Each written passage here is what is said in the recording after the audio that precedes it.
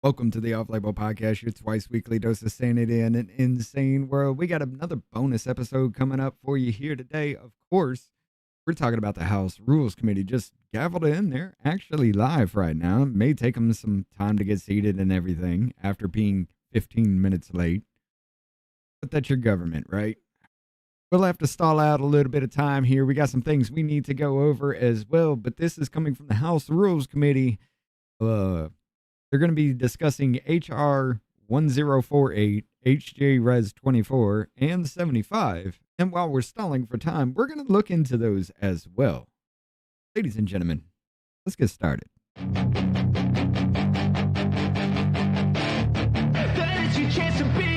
Hey kid, don't ever let them get inside your head. They'll tell you what to do in life instead of everything you know that you can get. Don't let them guide your life towards regret. I'll fight for what I love with every breath. My past is filled with things I won't forget. I use them all to push me to my best. So treat the worst of times just like a test. If only I could go back in time, I'd tell myself that everything will end up alright. Just push yourself, test yourself, figure out what you like, and find your limits, don't be rigid, always work towards a prime. Surround yourself with open minds, people can change your life. A few friends with intent can help you feel alive. Find a passion, take some action, and with a little time, just be patient, make a statement, try to enjoy your life. They'll try to kick you while you're down. They wanna rise up while you drown. They wanna fill your head with doubt. They're silently scared that you'll figure it out. I'll make it look like I'm losing, won't bother hiding my bruises. And when they finally think you're wounded, then it's your chance to be ruthless. I'll make it look like I'm losing, won't bother hiding my bruises. And when they finally think you're wounded, then it's your chance to be ruthless.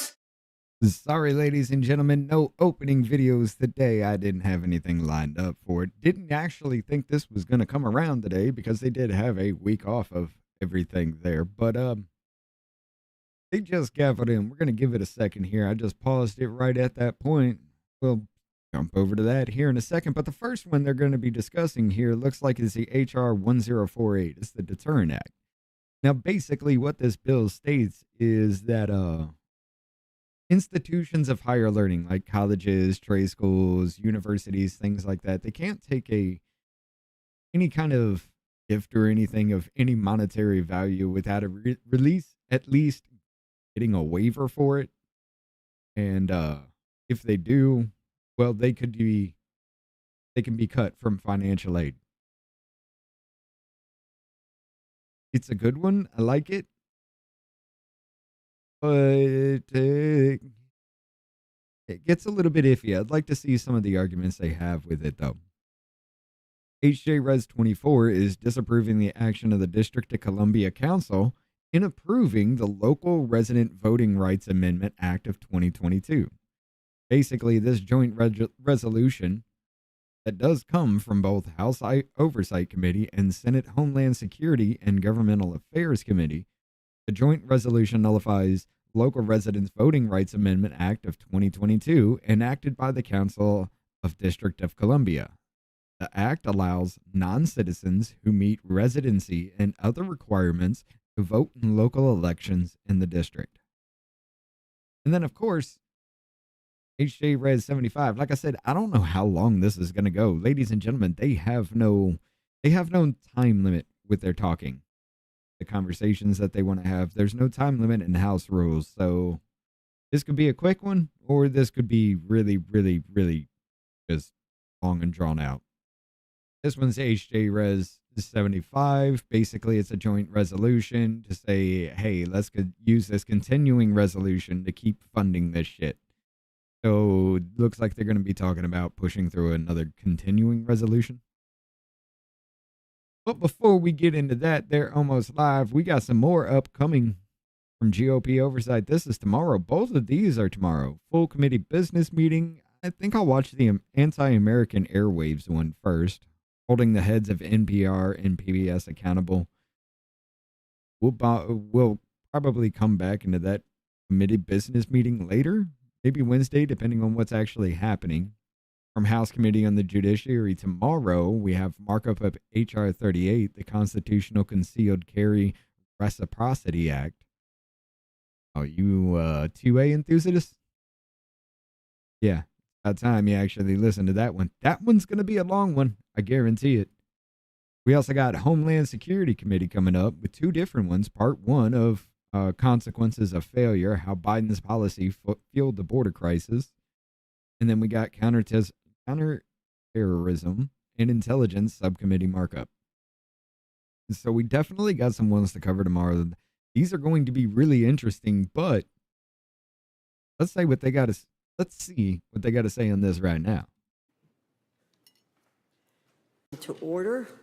Without objection, the chair is Oh, you authorized motherfuckers to are declare still recess at any time. in mono. Today, the Rules Committee is convening to consider H.R. 1048, H.J.Res 24. This whole thing's just in and mono. H.J.Res 75. It's only coming out of one First, we'll side. turn to H.R. 1048, What's up, Andrea? the Deterrent Act. How you doing, Muffin? This What's legislation up, will Just bring Rhonda? much-needed Jennifer's in the house. transparency, accountability, and clarity to foreign gift reporting requirements for colleges and universities across the nation.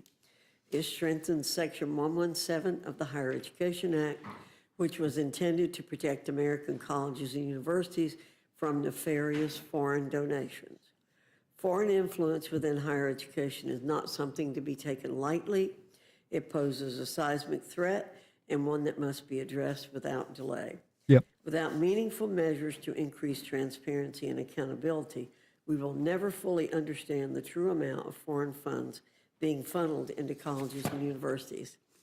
Under current law, they say Elon hundreds of times institutions again. of higher education must adhere to these reporting requirements. They've got to. Though many fail to do so because of how weak current law actually is. A 2019 Senate report found that up to 70% of colleges and universities failed to comply with the law. That's unacceptable and must be changed. Next, we turn to H.J.Res 24, a Congressional Judiciary Review Act resolution and that overturns oversight. another It'd wrong-headed be easier to midnight play that rule route, Muffin. from the Department of Energy relating to House rules conservation are just a few standards people that for actually just walk-in kind of coolers and walk-in just stay on the same freezers. talking point The no matter Department what. of Energy issued this final rule a mere 2 days before Christmas last year. Yet another gift from the Biden administration that nobody asked for. This midnight rule piles on additional costs to the shoulders of Main Street businesses, while at the very same time takes a hatchet to consumer choice.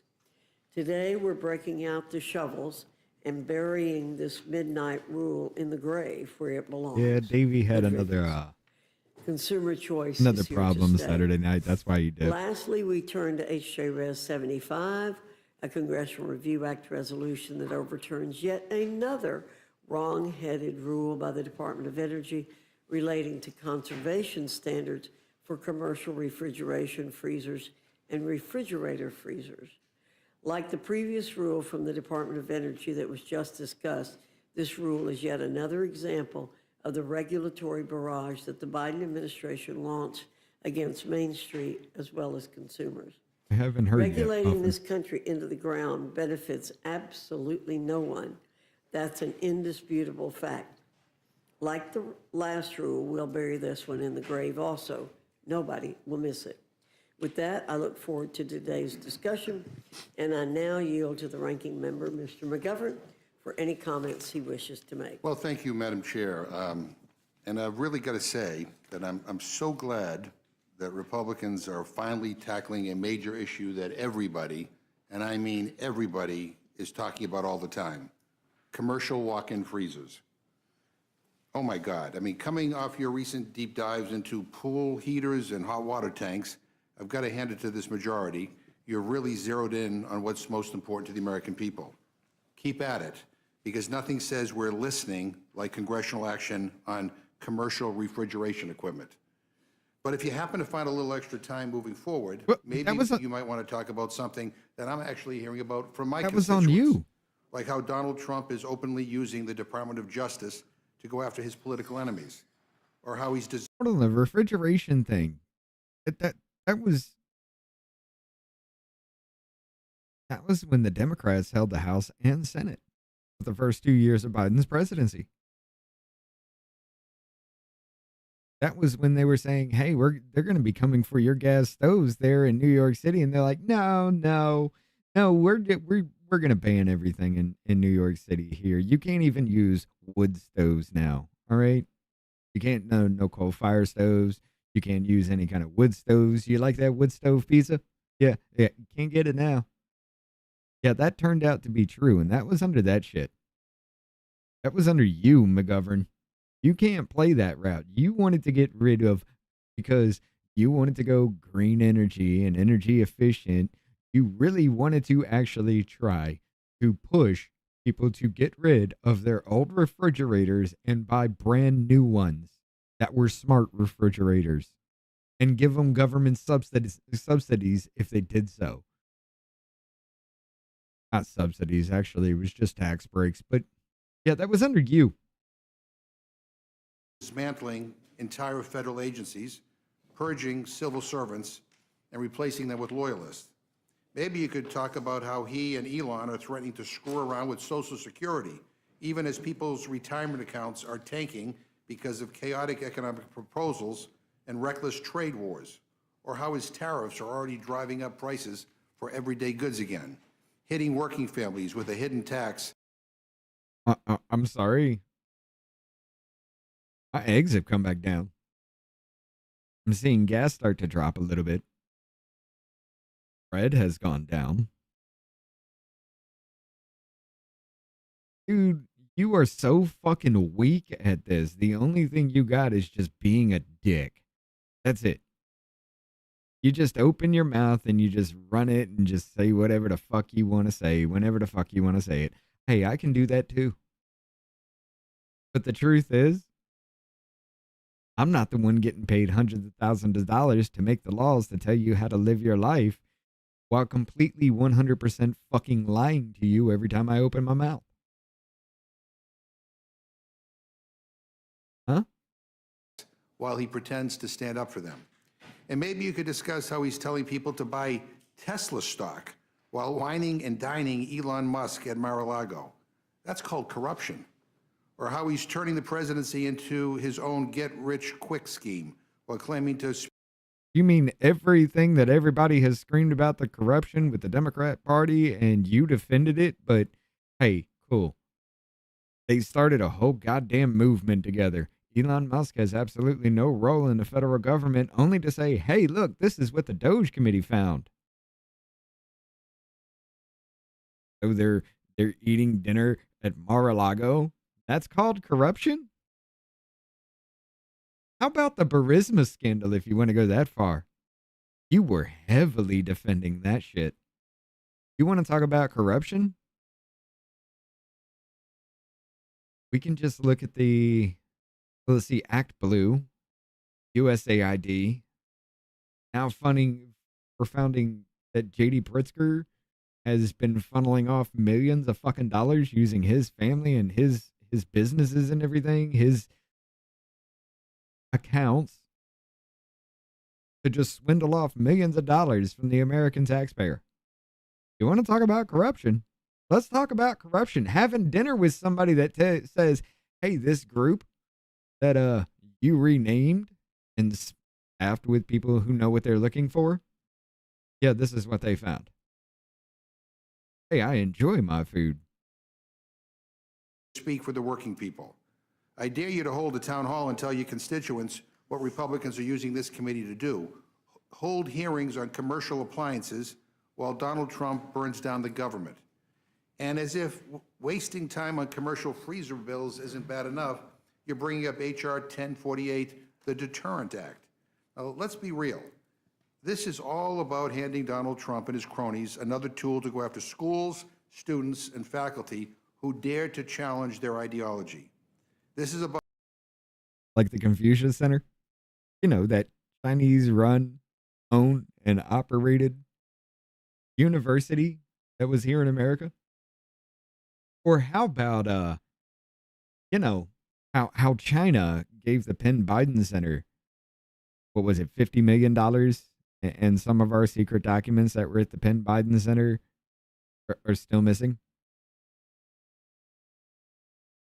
Yeah, this is the things we want to stop here, Mr. McGovern. So the fact that you're actually trying to say he's destroying this country by trying to stop foreign influence into our fucking education system? Wow. About punishing higher education institutions, and maybe you guys think that learning is a liberal conspiracy. Because the bottom line It is a liberal is this isn't conspiracy about because you policy. motherfuckers never It's learn about shit. fear. Either toe the line. This is either why you say lost what and we you're want still you to doing it, say, Dick. Do what we want you to do, or you'll be punished.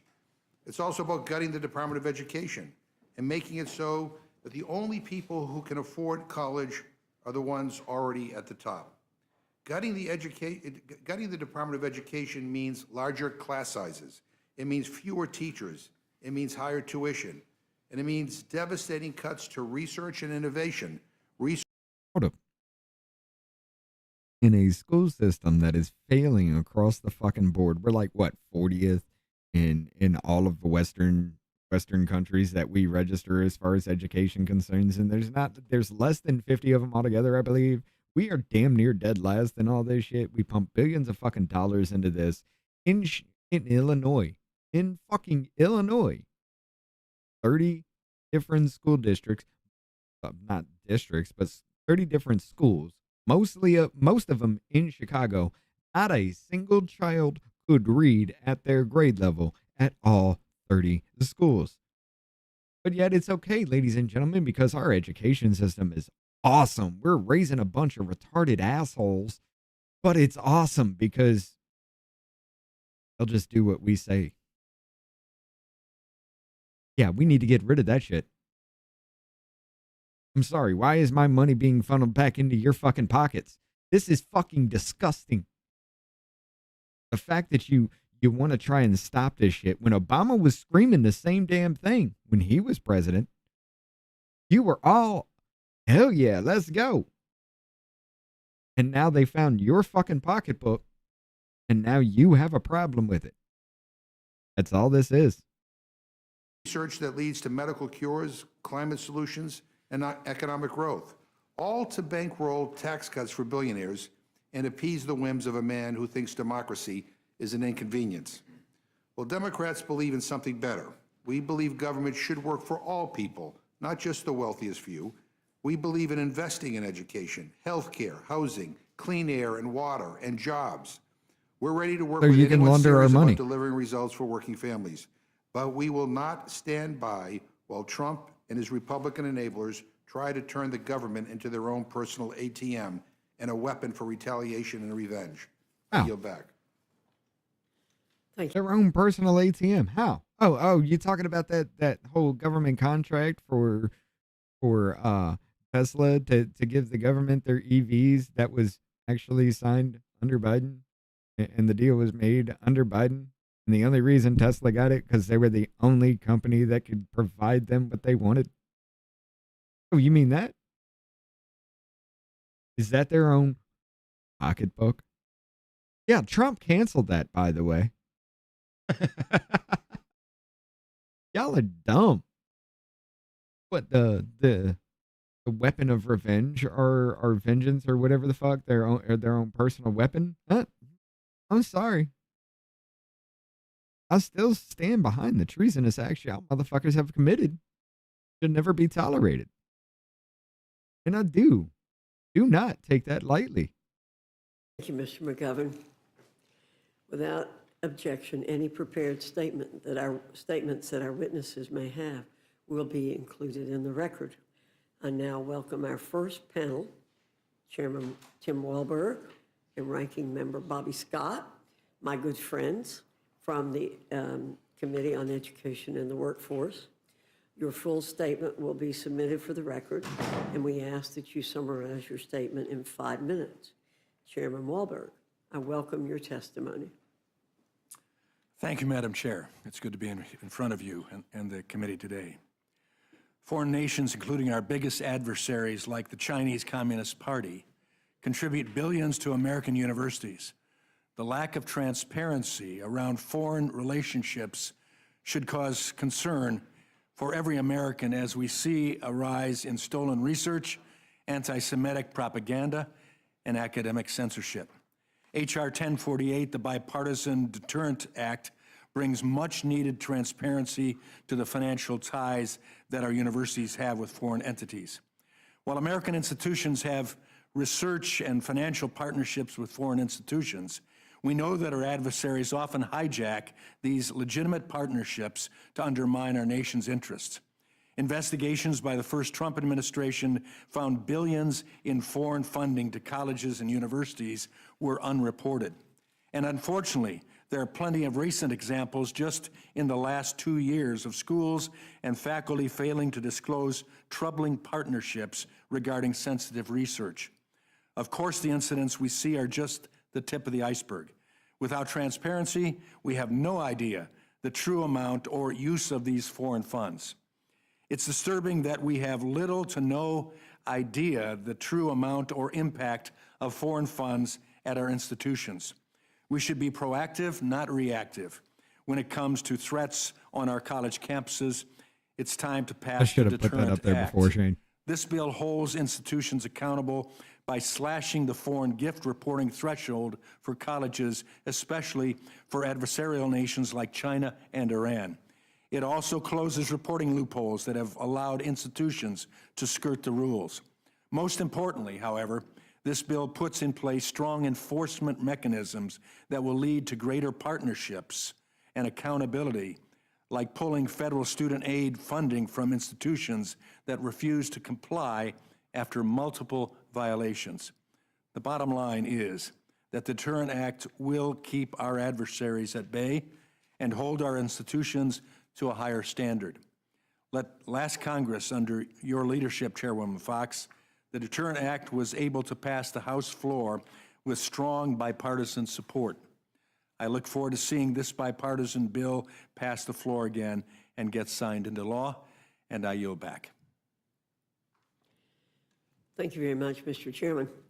Representative Scott, you're recognized for your comments. Thank you, Madam Chair, Ranking Member McGovern, members of the committee. I'm here today to speak in opposition of H.R. 1048.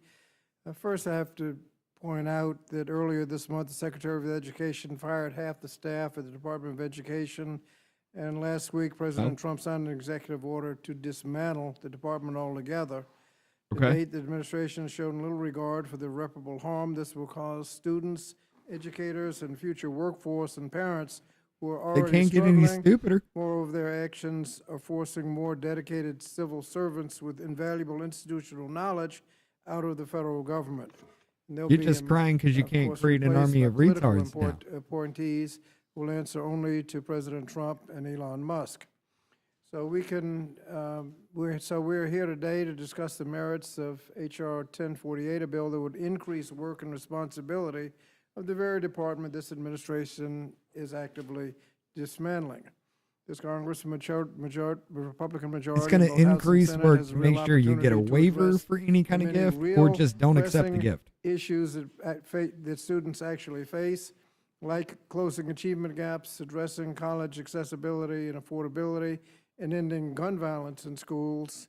But here we are. The first bill we considered was a bill to allow bullying of trans students who want to join their school sports teams, and this bill, which will isolate America from its key allies.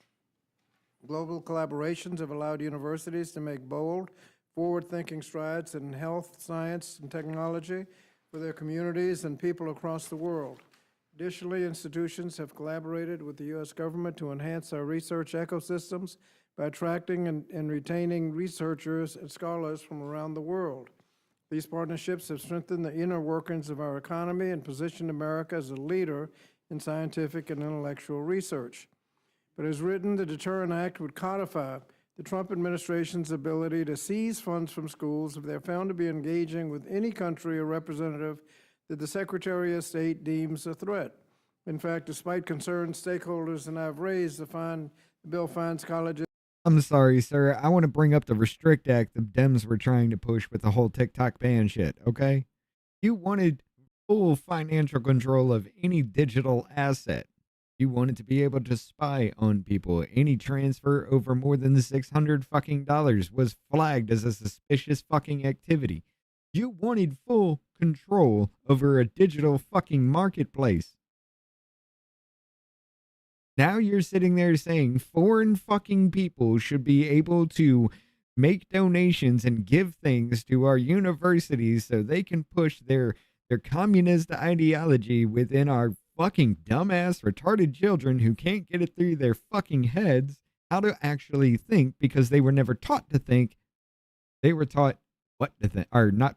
They were not taught how to think. They were taught what to think. Okay.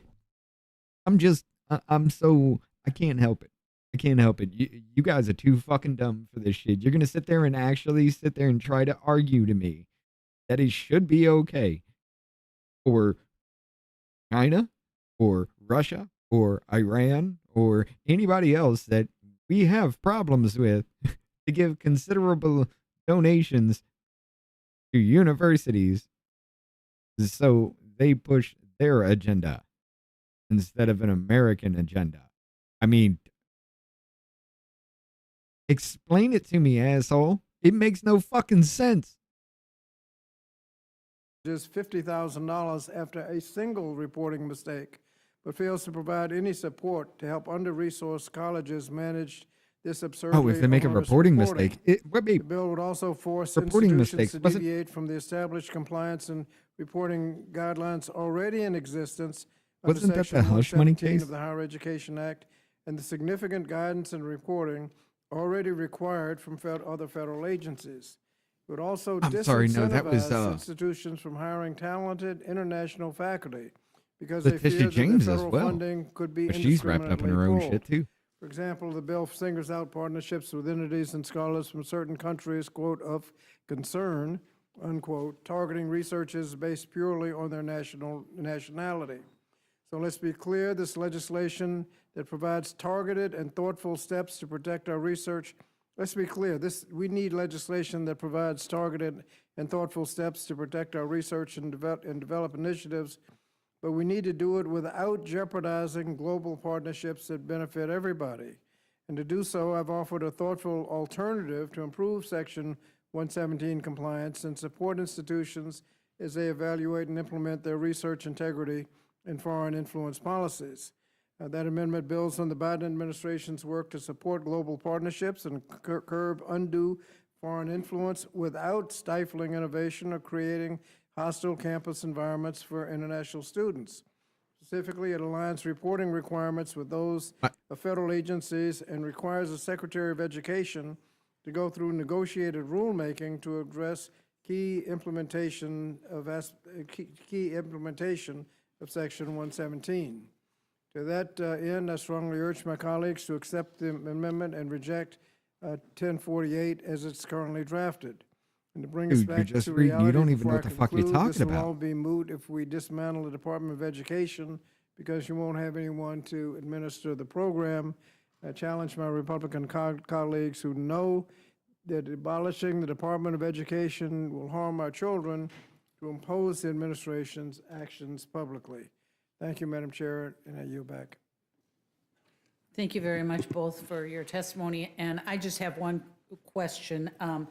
Chairman Walberg, last week, President Trump issued an executive order regarding the closing of Department of Education, and Representative Scott mentioned it, that regards to the executive order and the intent of the bill. How would the provisions of your bill be implemented if the Department of Education were to be shut down?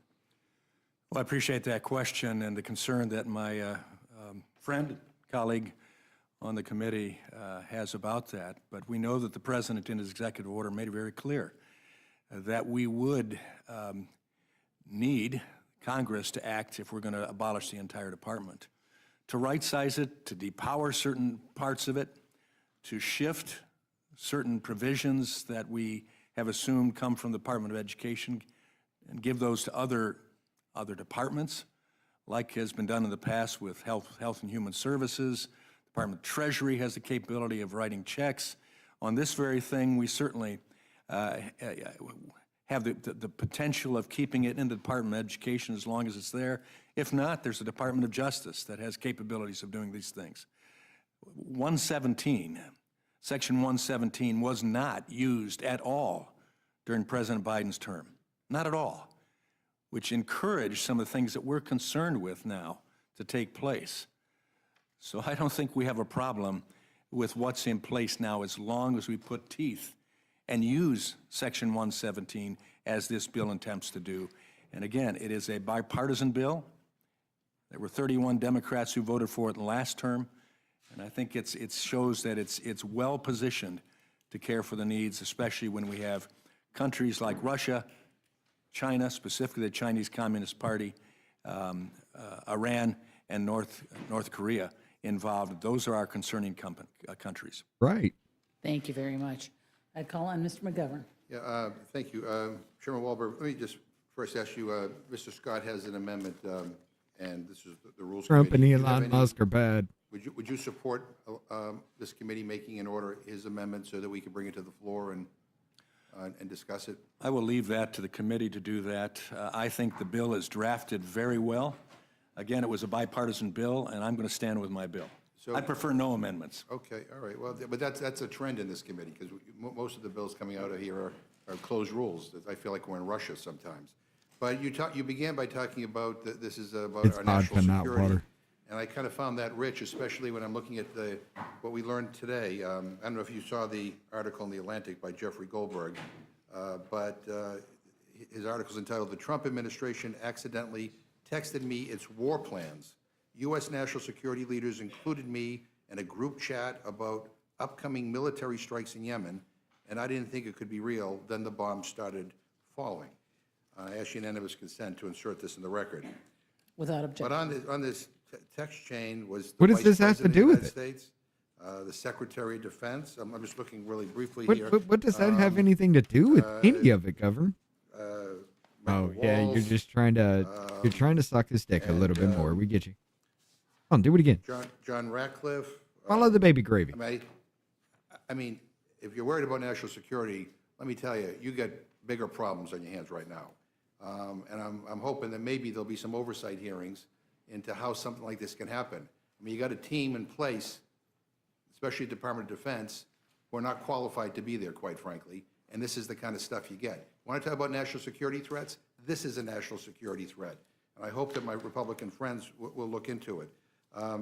Mr. Scott, I mean, you heard what Mr. Wahlberg said. Don't worry, be happy. Some What other does that have to agencies do with will anything? pick up the slack.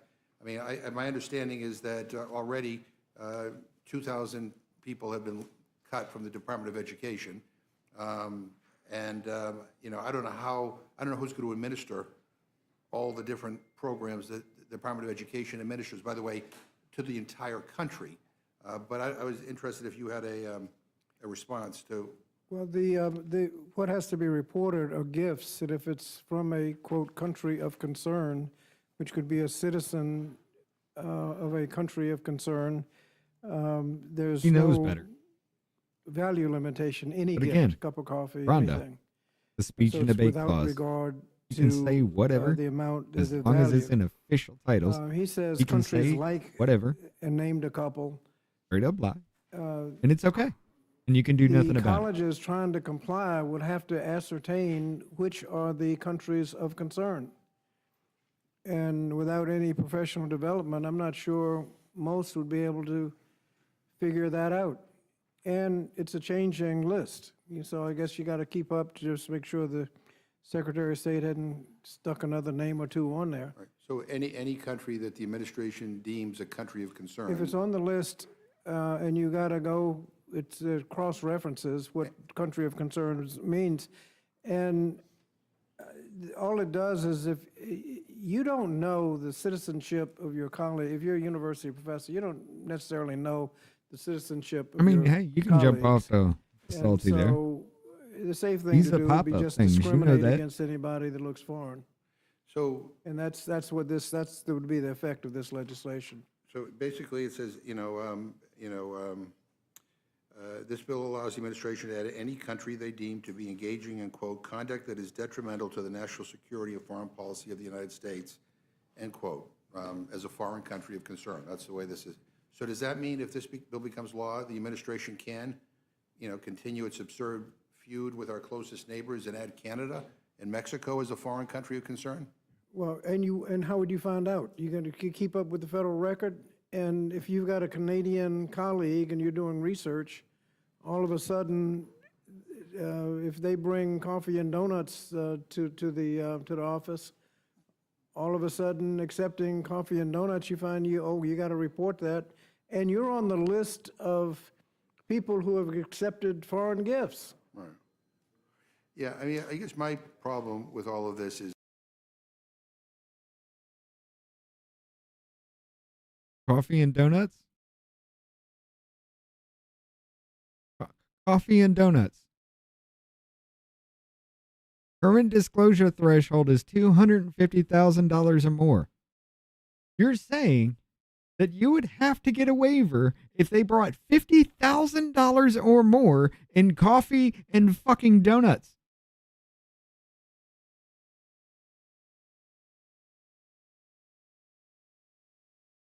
Coffee and donuts would not be covered under that because it's not $50,000 or more.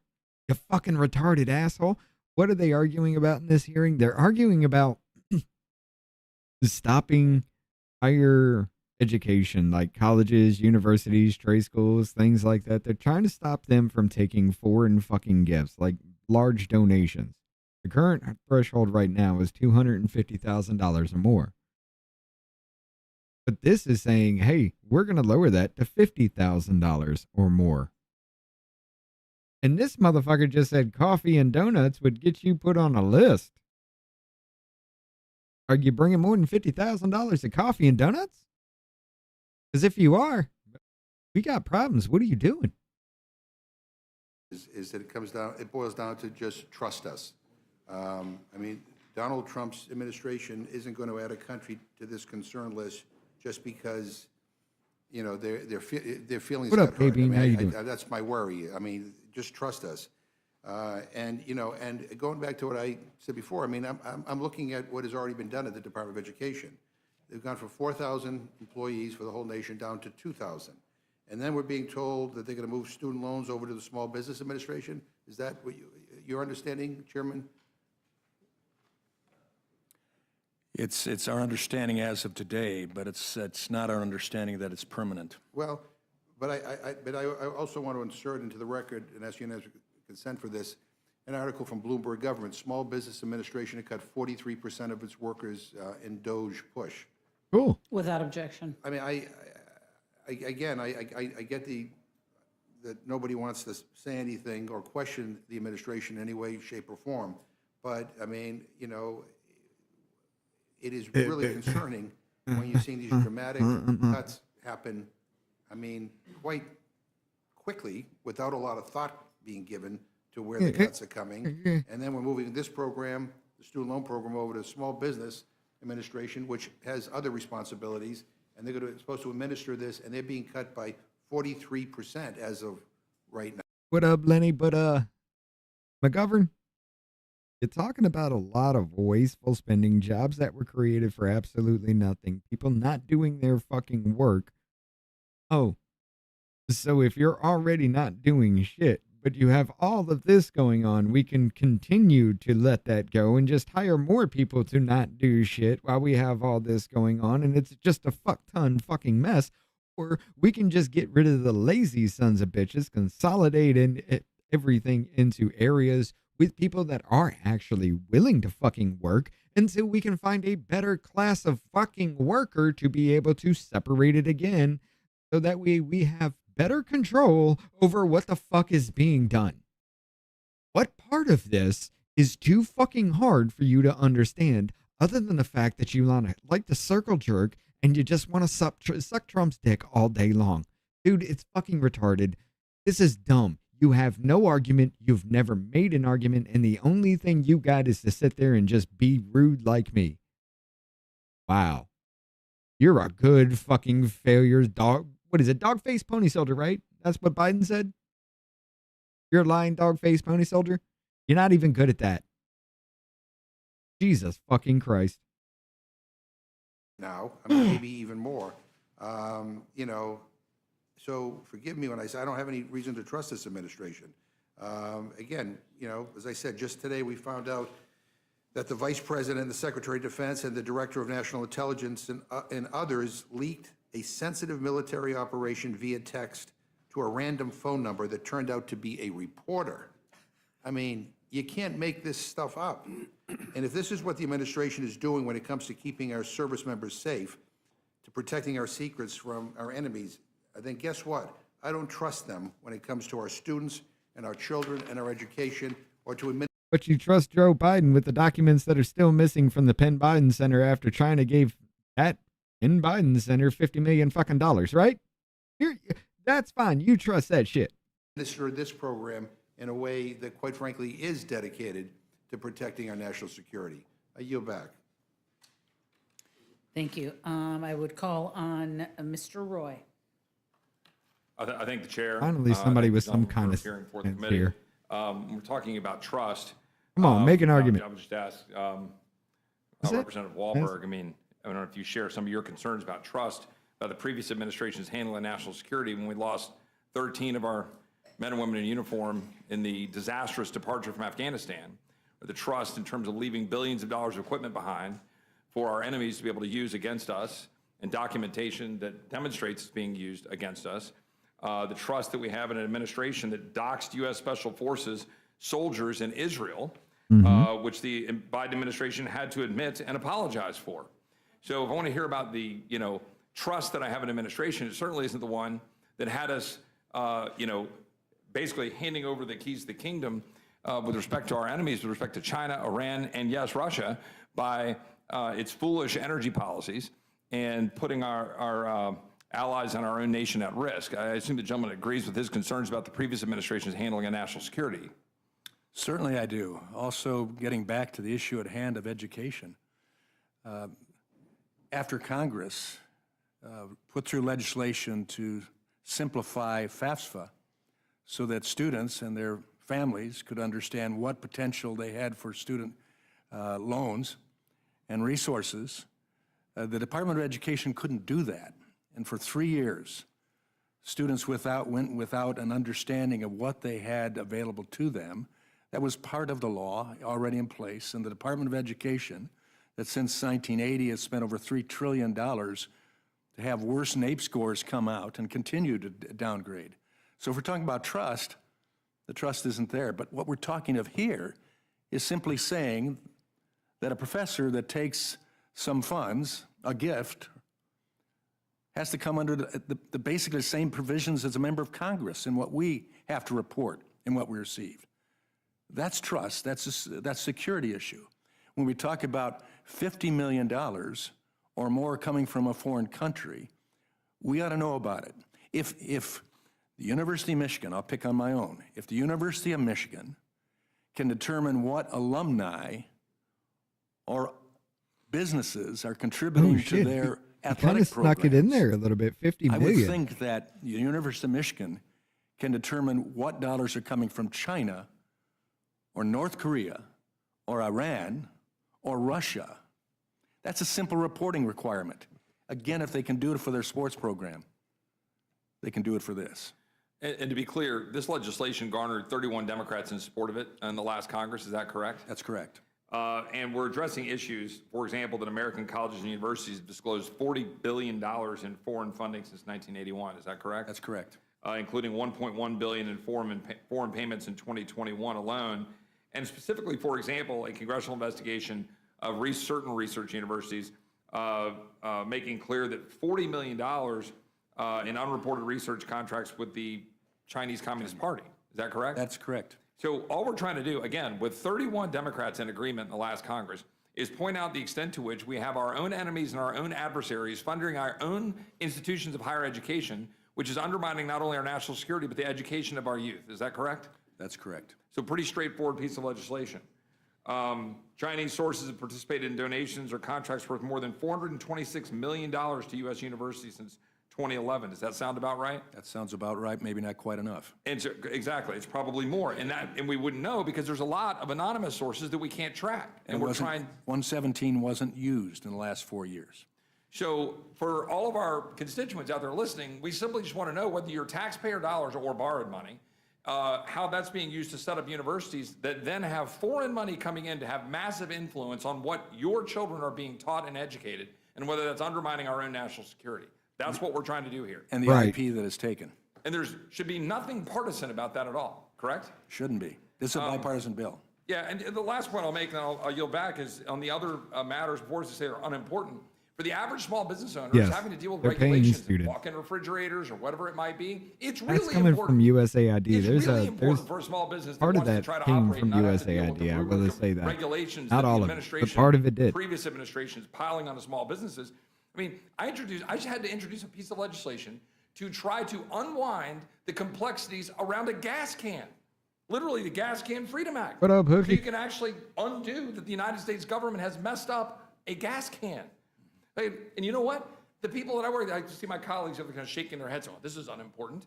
You know what it's important to? All the guys that I work with around my district who are just beside themselves frustrated. They literally can't just go buy a $5 gas can filled with gas and pour it into their freaking tractor without having to go through all the gyrations of a highly regulated device, supposedly for their safety.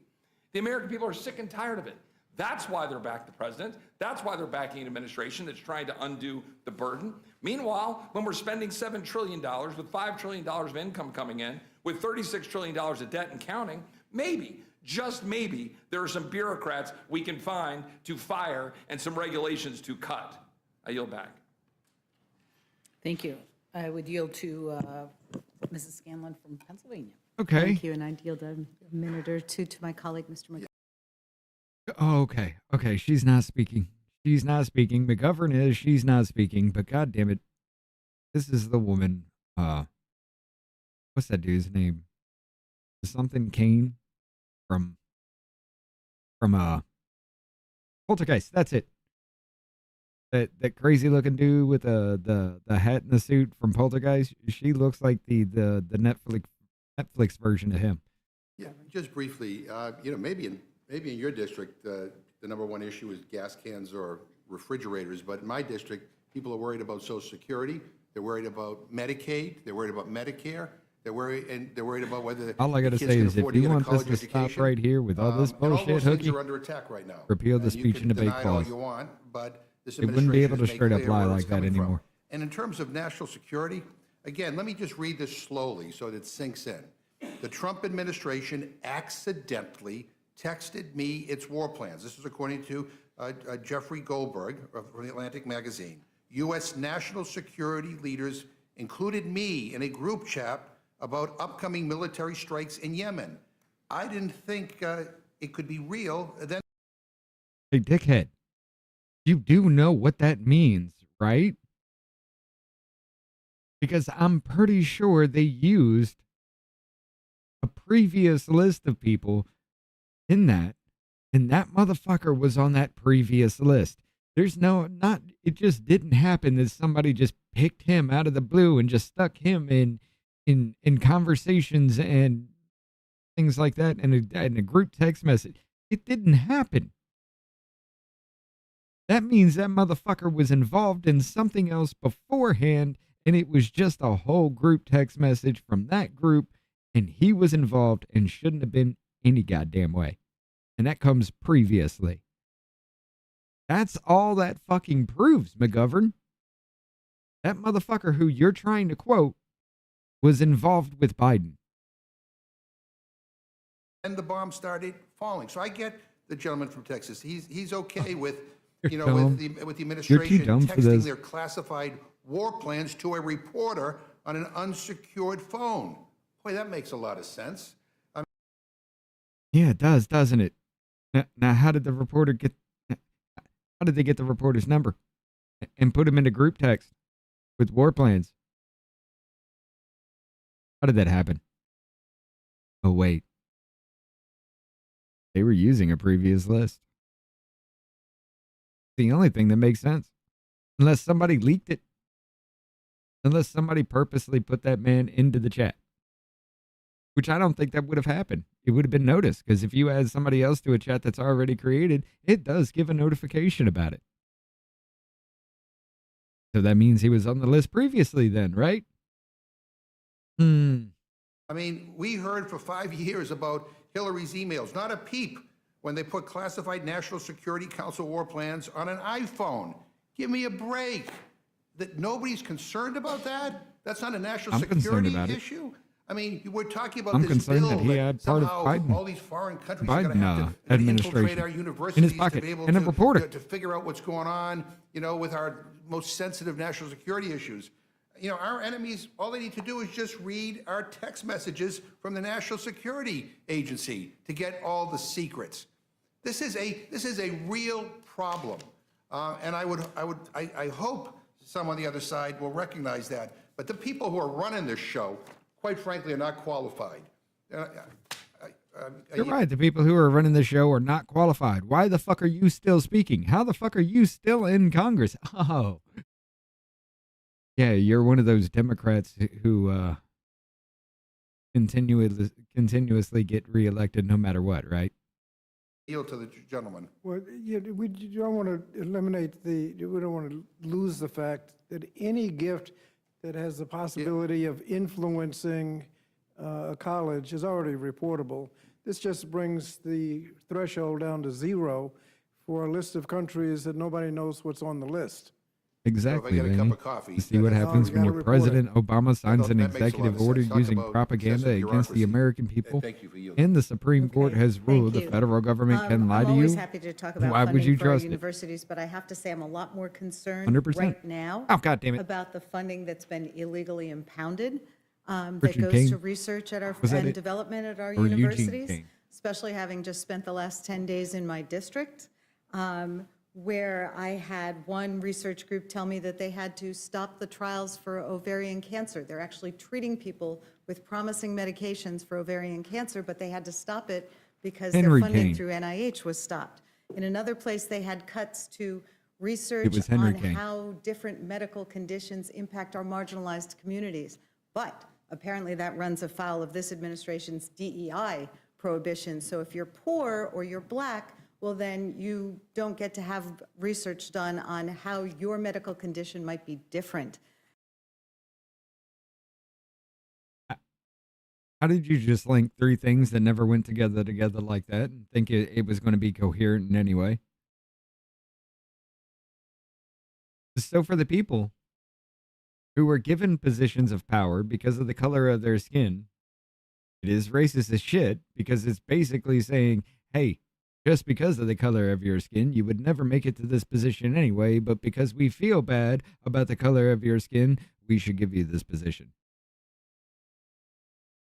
The discrimination of a person or a person based on the color of skin with the belief that one's own race is superior is called what, ladies and gentlemen? Huh.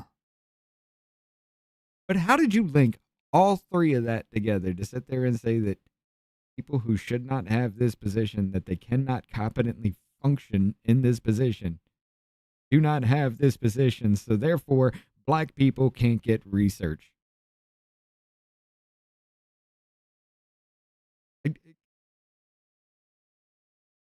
There's no way you can make that connection in your fucking head naturally. No way.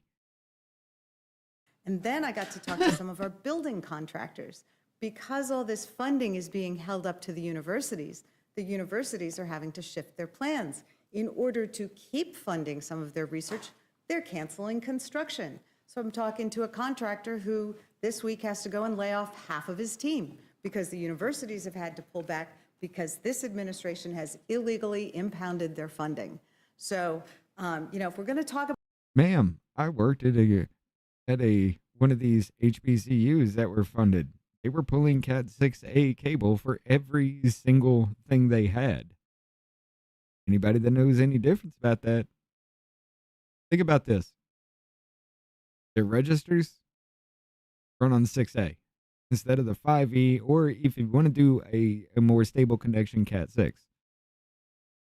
There's not a lot of data passing through it. Not at the rate it needs to be for it to be 6A. 6A would be like high communication, like your wireless access points, your routers and things that send out wireless signal. The faster the data rate between that goes, the better off you'll be. But you're It's like throwing a 10-lane fucking highway, and the only person that travels on that road is a single car. Millions of dollars wasted in just that alone. It would have been cheaper and make a lot better sense if you didn't use 6A on a fucking cash register in the same way you would use 6A on a wireless access point. There was a lot of wasted shit within that. That's what the fuck we want to cut out. About funding for our universities, that's where I would start, with the real-time harm that is being done to colleges and universities across this country, and how that harm is spreading to the health, education, and welfare of people across this country. And then even now, talk about trickle-down effect, trickling down and harming our contractors and businesses in those arenas. But coming back to this, I understand this is an area where there's been bipartisan agreement in the past that we need to have transparency with respect to where funding is coming from. And just, if you could highlight for us a little bit, Mr. Scott, just how are those concerns addressed with your amendment? And why doesn't this bill do it? Well, first of all, it sets a threshold that makes reporting consistent with what's already going on. I can't stand these It people. would- This is the dumbest shit. The idea that Every time. people are giving gifts that are creating foreign influence, anything that could create that kind of influence is already reportable. This just creates a ridiculous situation where if you go to a colleague's daughter's wedding and there's value in attending the reception, that you got to report it. Do you go? So your name's on a list of people who've taken gifts from countries of concern? I don't know. Okay. And so it just creates an absurd situation. It encourages discrimination against people. It would require you to check out their citizenship. The fact that someone is from a foreign country doesn't mean they're not a U.S. citizen. Okay. So it sounds like a concern that might be able to be addressed by amendment. Yeah. Okay. That was a huge ass fucking reach right there at the end. That was a huge ass fucking reach. Someone was born in a foreign country. They're not a U.S. citizen. Nobody ever made that fucking argument in the first place. Nobody made that argument. But there you go. You want to twist the actual argument to suit your needs instead. That's amazing. It's amazing how easily these people think they're able to get away with that kind of shit. Nobody ever said just because you were born in a foreign country, you're not a U.S. citizen. I was born in Germany on a U.S. Air Force base. I'm a U.S. citizen. Nobody made that fucking argument ever. But now you're trying to make that argument to win your jerk-off session? It's weird. I do share your concern that this creates new opportunities. I'm going to use it. I'm just going to use the it's weird thing right back at them this time. I'm going to throw the use and ammunition back and see how they like it. Testimony, and I'll yield back. Thank you very much. I would yield to Representative Langworth. Thank you very much, Madam Chair. As Mr. Roy pointed out, a congressional investigation into this matter revealed that two top research universities uncovered nearly $40 million in unreported research contracts with the Chinese Communist Party. Representative Wahlberg, would top universities with armies of administrative staff and billions of dollars in resources simply not report substantial amounts of money in contracts with these entities controlled by our greatest adversary? Well, that's our concern, and that's what we've seen take place, as you just reminded us, with some major universities, including schools like Stanford, that were in the news for doing that very thing. $10,000 in And like I two said, bars. they I have can the buy any capabilities of senator you determining want. what athletic boosters Yeah. and organizations are contributing finances to athletes or the athletic program. I would think they could, with four specific countries, bad actors countries. Very clear what they are on the list. It's not hard to find out. And if that's changed, that'll be fairly clear as well. But right now, 4 specific schools or countries that sit on that list of bad actors. I'd be certain that the attorneys that they pay could figure out how to report that. And can you remind us again, what did the Biden administration do to cripple the enforcement efforts already on the books for these institutions who they really refuse to adhere to existing law? They just didn't use Section 117. They just didn't use it. And we spent 4 years with that taking place, and that can continue. Well, I really appreciate your testimony here. Between infiltration by CCP-backed entities and the violent demonstrations raging on college campuses against our Jewish students, institutions of higher education are long overdue for some very serious accountability and transparency. And I look forward to supporting this rule and this legislation on the floor, and I yield back, Madam Chair. Thank you very much. Mr. Neguse. Thank you, Madam Chair. Thank you, Chairman Walberg, Ranking Member Scott, for being here today and for your respective testimonies. Mr. Get Chairman, ready for the stupidity a couple of quick questions argument. for you. So I take it you support the Department of Education's recently announced reduction in force? Is that correct? I do. Okay. This is the 50% reduction in force that Secretary McMahon of the Department of Education has initiated, so wiping out half of the personnel at DOE, right? I do. Okay. And you support President Trump's executive order, which he's purporting to initiate the dismantling of the Department of Education? I do. Okay. This bill purports to create a number of statutory requirements that will be imposed on universities across the country, one of which is to file reports, as you've detailed. Who are those reports filed with? Live, Shane. It'll go to the My Department of friends, my Education dear. until... To which department?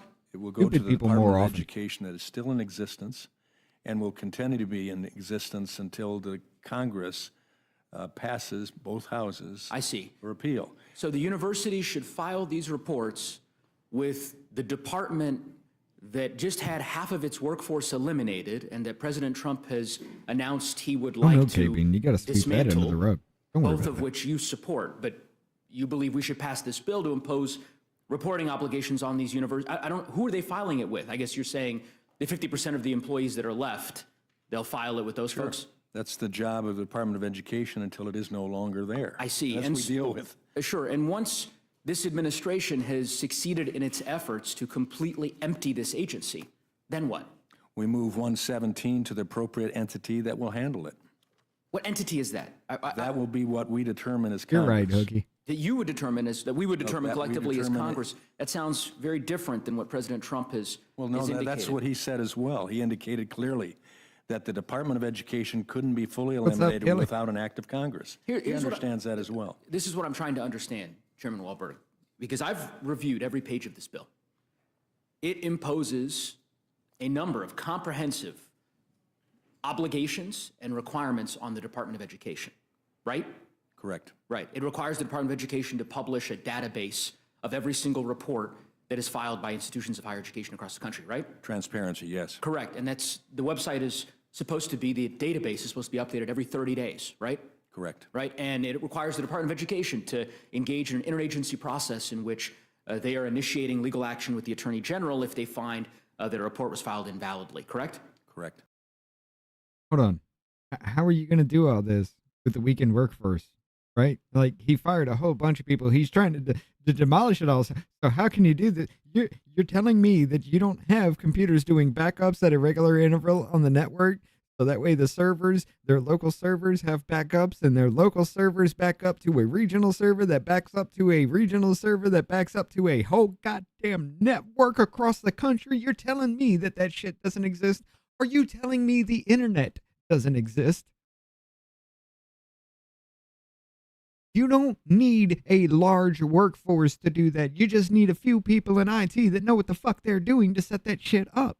So that way backups and backups and backups and backups, so that you still have the reporting you need on a weekend workforce. Why is this so fucking hard for you dumbasses? Oh, wait. We're reaching into their pockets. Never mind. It makes sense. Correct. I'm trying to better understand how you can come before this committee and ask the Congress to pass a bill imposing a litany of requirements on a department that you believe shouldn't exist, on a department that you just conceded you support emptying the bowels of this agency. Half of the people at the Department of Education are gone on administrative leave. And we're here entertaining a bill asking the department to publish a comprehensive database that will be updated in real time. Who do you think is going to build this database of you? I understand. Bitch, I can do it alone. How many do I have to build out? Alone, it'd probably take me about a year and a half, maybe, to go across country, link every fucking database for any school together. That way we would actually be able to even say that, hey, 768,841 kids across the country were tardy on this day. What are you talking about, man? Who's going to build it? I don't know. How much time you need it done? How much money you willing to throw at it? Because I can build you a badass one real fucking quick. And then implement it all over the fucking place. So that way it just trickles the fuck up. You get your reporting. I don't know what the fuck you're talking about, dude. You have to be mentally retarded to try to make this argument. Like a person, there has to be a single person for a single sheet of paper to put this, another person to take that single sheet of paper from somebody and put it in another notebook and these notebooks, and then another person has to go ahead and close up this notebook and package it up, and then another person has to take that package and ship it off, and then you got the shipping company, and then you got to have another person at the other end pick up that box and put it on a shelf, and then you got to have another person open the box, and then you got to have another person grab that binder that they put in there, and then you got to have another person go walk it hundreds of feet in a different location, and then you have to have another person put it on the shelf.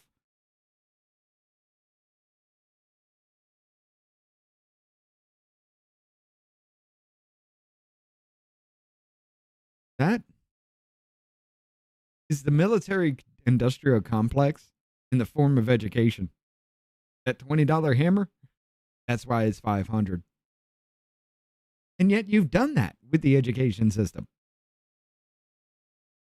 Just so people rely on the government more. They get a paycheck from it. You get to funnel money into it. And apparently, the more money you funnel in, the more you get to skim off the top. That's something to do.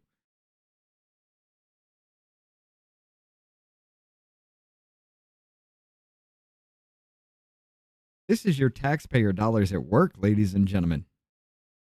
If a dumbass like me can just come up with a system right quick to actually just transfer all of that shit across the fucking network, why haven't you done it? I understand that you're passionate about it, but if you want this database built, why don't you support a Department of Education to build it? How can you ask us to eliminate the agency and simultaneously impose Because you obligations don't need at the same the time? Department of I believe the Education. Department of to build Education, it. as constituted by this administration, will have that authority and will have that ability. I have no idea what you just, what do you? I'm answering your question. You The entity that is responsible for it within the Department of Education will be expected to carry it out. What entity? I believe we have an administration in place that will expect things to be done and will get them done. What entity? The Department of Education. Do you know whether the sub-agency that would be responsible for publishing this database or the technical people building this database, do you know whether they exist anymore? They certainly exist anymore because the department is there. Could you tell me what agency that is? It has been downsized. The same department that was there is still there.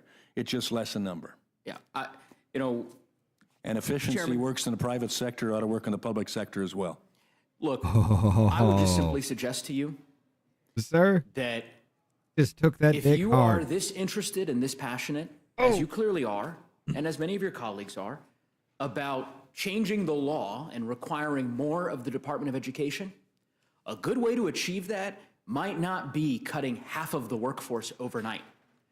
It doesn't quite make sense to me how one can make the argument that the department should be dismantled, abolished, eliminated. But by the way, let's spend time passing bills that impose additional requirements on the very department that you intend to eliminate. I don't get it. And I don't think the American people get it either. I understand, this bill a year ago, it was a reference by my colleague from Texas about bipartisan support that existed for the bill. And I understand, folks that have arguments about the merits of the bill. That was before the President of the United States announced that he intended to eliminate this department altogether, unlawfully, of course, but nonetheless, to your point, inasmuch as Congress obviously has the right and the constitutional authority to decide the fate of this department, feels like maybe the debate we should be having is whether or not the Department of Education should exist, since there are clearly many of my colleagues, it sounds like perhaps the chairman of the Education Committee included, who don't believe it should, and there are those of us who do believe it should. And those who fall in the latter camp, I think they have the right to be able to debate whether new requirements should be imposed on the agency. But I find it very rich to suggest to the workers at the Department of Education who are literally on administrative leave, half of them, thousands of people across the country, that we're... The fucker, did you just say you think the only people that should be able to argue this bill are the people that want to keep the Department of Education? Well then, motherfucker, that is beyond retarded. That's not going to be a battle that can be won, especially in this presidency. I don't think that's going to work in the first place. You still have to go through Congress to get all that shit done to dissolve an entity like that. I don't think that's actually going to happen. So for the fact that you say just because you think the Department of Education shouldn't exist anymore at all means you shouldn't have a say over any bill about the Department of Education. Did your mother change your diaper yet, sir? That was the dumbest fucking argument I think I ever could have heard in House Rules. Just because you don't like something doesn't means you shouldn't be able to have a debate on it. You shouldn't be able to talk about it at all because you don't like it. What the This is your taxpayer dollars, ladies and gentlemen.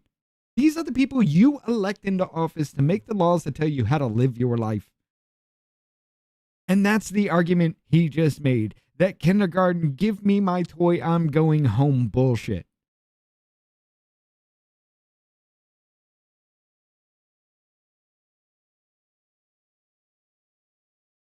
I remember getting downsized at work and my accounts doubled. I didn't have a choice. I guess I did. I could have quit, but I didn't. I mean, in that kind of instance, yeah.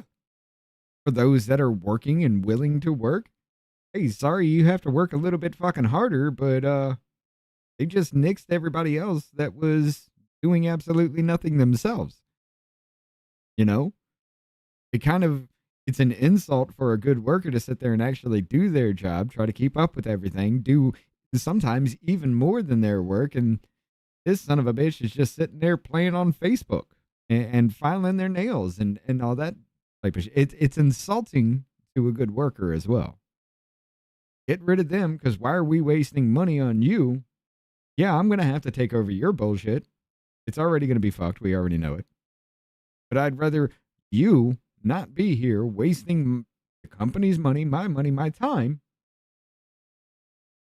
and we can find somebody that would be willing to work as good or as hard as me. Can we not do that? Apparently with the government, no. We're debating whether or not we should impose more requirements on them since they don't really have jobs right now. I'll give you an opportunity to respond.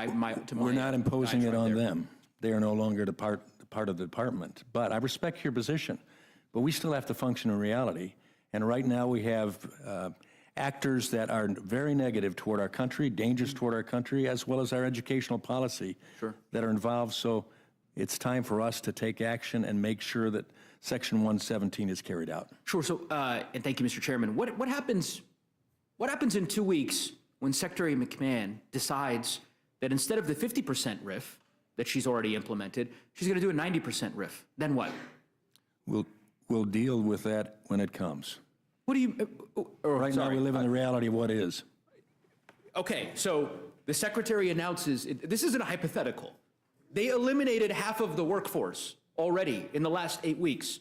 So if the secretary decides that she's going to proceed a step further and eliminate another 40% of the agency, your argument essentially is, well, we'll cross that bridge when we get there. The Department of Education will decide which statutory requirements, which new mandates, unfunded mandates Republicans in Congress have decided to impose on the Education Department that they should comply with and which they shouldn't. That's basically it.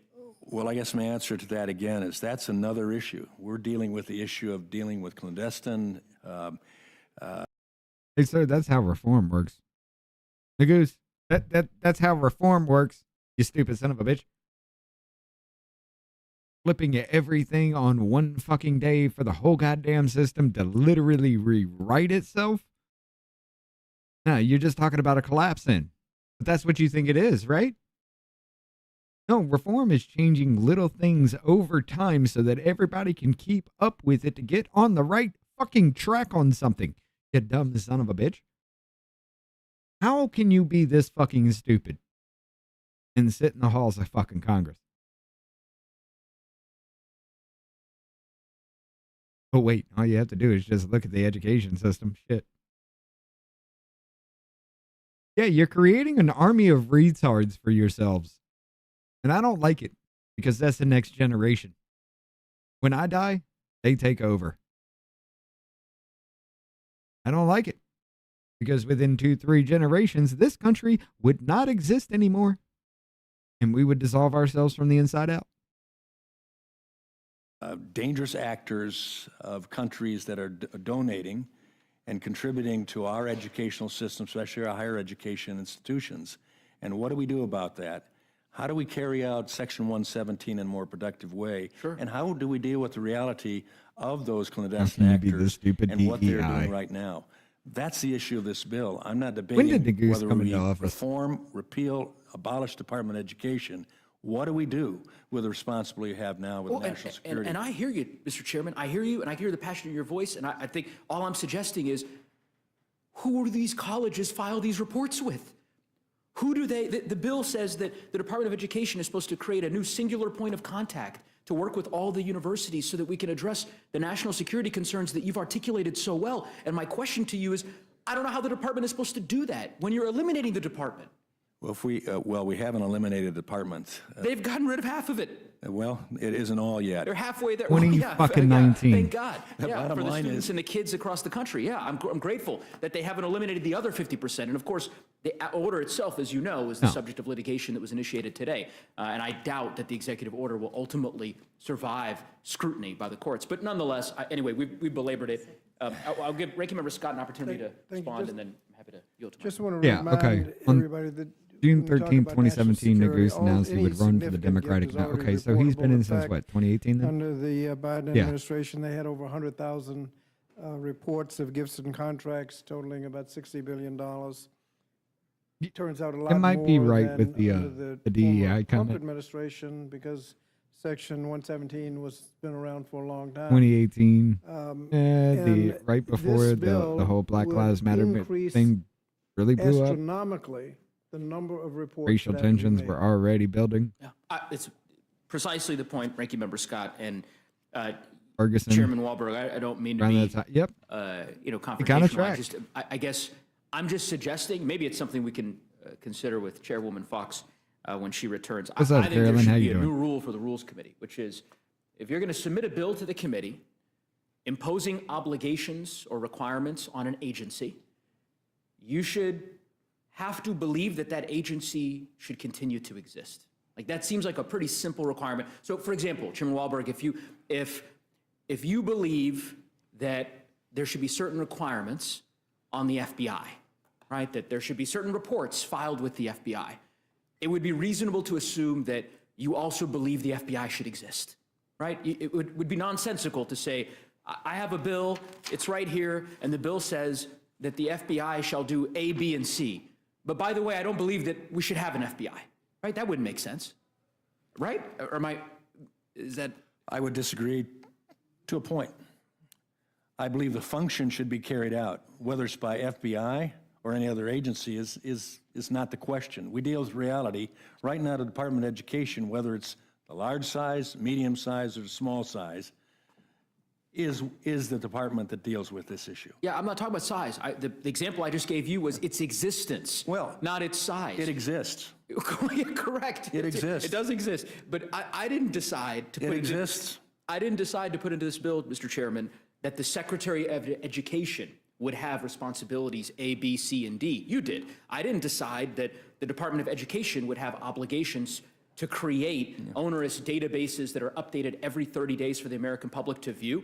You've decided that's important for the Department of Education to do, which is why you've proposed this bill. And I understand the reasons why. I'm simply suggesting it'd be probably pretty helpful to say, I think there should be a Department of Education to implement the bill that I've proposed that the Department of Education should implement. That doesn't seem controversial. I respect your position. All right.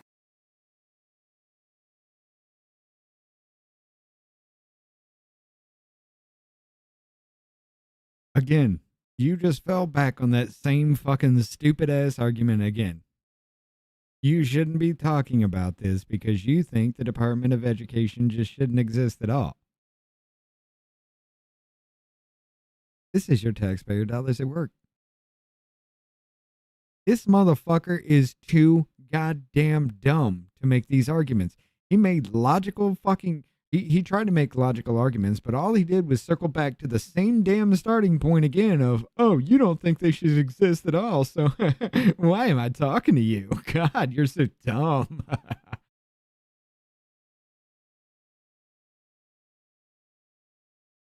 Jesus fucking Christ. This is kindergarten shit all over again.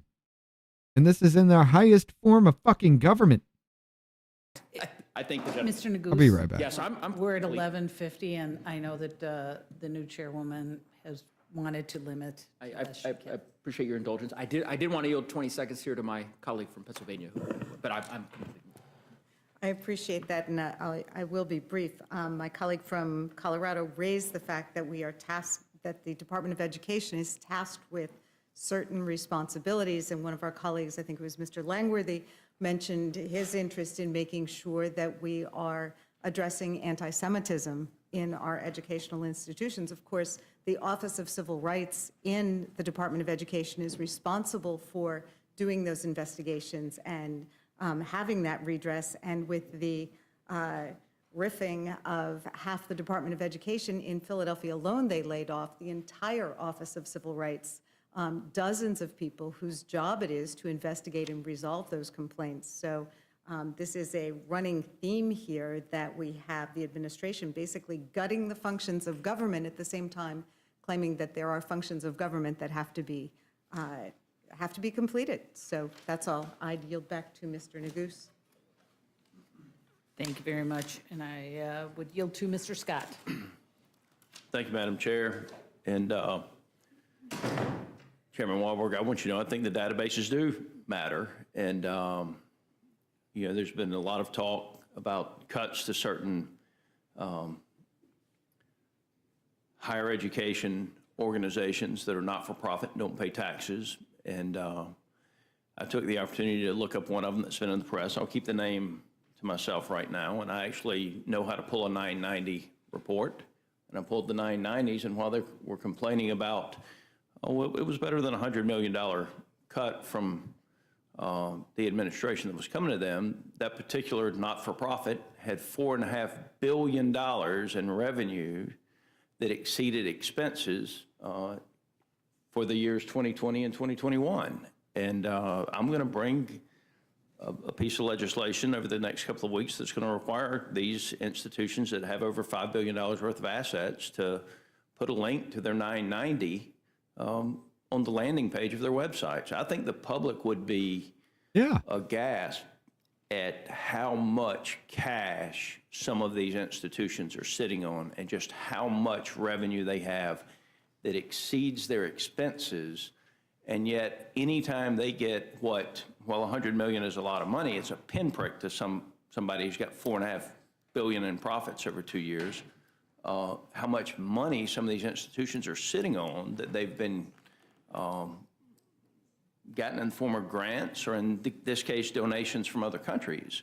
And I think the general public has a right to know. So the databases matter. It's transparency in government. Now, there's been a lot of talk about the reductions in force at the Federal Department of Education. Can you tell me how many of those people that that reduction in force, which is approximately 50% of the Federal Department of Education, can you tell me how many of those people have a job teaching in a classroom? 0. That's right. So we have state departments of education, we have local departments of education, and then we have a federal bureaucracy that shouldn't even be called a Department of Education. And so what we intend to do is to get rid of that bureaucracy. The money to the states can still flow just without the bureaucratic overhead and the micromanagement from the federal government of your state and local departments of education. And you could actually have more money to hire teachers. But again, the answer to the number of people that are being laid off at the Federal Department of Education that actually teach in the classroom is 0, correct? Madam Chair, I yield the remainder of my time. Thank you very much. I would call on Ms. Ledger-Fernandez. Thank you Sawtooth. very much, Madam Chair. You know, the thing about this bill, which I think the Democrats are struggling with, is precisely the fact that the president, with the support of Republicans, says it's going to eliminate the Department of Education, and has basically done so by eliminating half of the employees. And the idea that the work will be done anyway is some magical thinking. I met with farmers after the president froze all of that funding that was supposed to go to farmers with the EQIP grant and so many other grants. That was just terrifying for them. And they were saying, like, what do they think? You can't just say the seed is going to get planted and it's going to come up and we're going to, you know, reap the benefits. You need people. Oh, I never made Put it. that seed in the ground. Damn it. You need people to make sure that those fields get watered. The same way you need people to make sure that the Department of Education, which is constitutionally created and funded, works. And that's why these lawsuits are going to win. Because you cannot say, it'll happen, they have the ability to do it. And I think that what we're seeing here is that there is a desire to kind of have us talk about things that aren't what our I never got communities it. are Fuck. talking about. Never mind. When President Trump, and I've got that too, when President Trump said he was going to eliminate the Department of Education, you know what my constituents were talking about? They were talking about the importance of the federal funding to make sure that their special needs students got the help they required, because not all schools have the money to be able to fund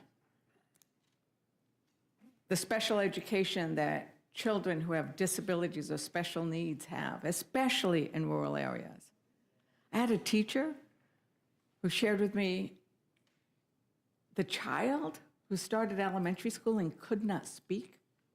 And because of the federal funds that we sent to that school, by 4th grade, that child was not only speaking, but said he wanted to be a writer.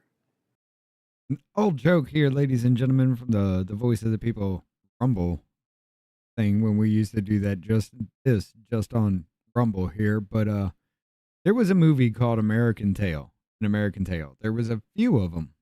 In that, there was a mouse who had like a lispy voice. The line was "Release the secret weapon." So when we started coming across this bitch, this was the scene that came to our mind. You're not going to be able to see it, but you can hear it. We release the secret weapon! I need to find a better version of that. I'm going to clip it, and I'm going to actually put it into soundboards. And every time these little assholes come up in these things, I'm just going to push that button whenever they speak, or whatever it is. It'll be fun. Anyway.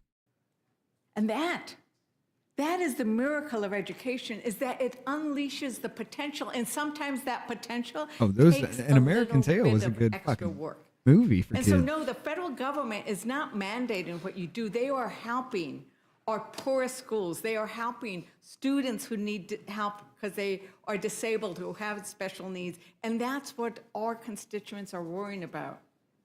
And that's not what we're talking about here today. Because this legislation already exists. And so when we are turning our backs on those kids, that's what my constituents are wondering about. And you know what? Americans are wondering about. 64% of Americans want the Department of Education to continue because they know that education is one of those key things that government should be about. No. Look what you've done to it. You know, Billions of Ranking fucking Member dollars to Scott, spend for retarded children. What are the things that you are hearing? And then you're saying you own our children. What's happening not us. to the Department of Education? They're your property. And is it whether What or the not fuck are you somebody talking should about? report whether they had donuts brought in or whether we should put Canada on the list? And this bill is not what the bill was last Congress. And we are not in the same place we were in last Congress, where we have a president who threatens a public university in Maine with retribution just because she disagrees with him. We have a president right now who is vindictive and will go after people for what they say and what they believe. And that is what is different about this bill. And Ranking Member Scott, I didn't know if you wanted to add some more.